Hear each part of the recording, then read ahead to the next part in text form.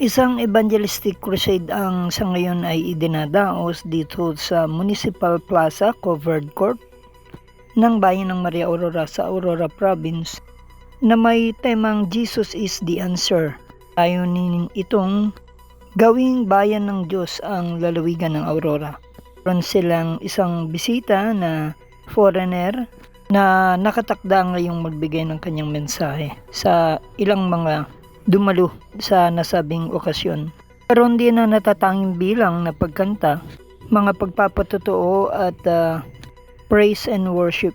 Ito ang ating nasaksihan dahil at kinover ang ilang bahagi nito nang tayo ay aksidenteng mapadaan at marinig natin ang programa at mga pananalita at mga awitan. Ito'y ginanap dito sa may Barangay 3 at ito'y grupo rin ng Born Again at nakita natin ang ilang mga pastor nila at mga miyembro mula sa Barangay Kadayakan o Bayanihan at Barangay 3.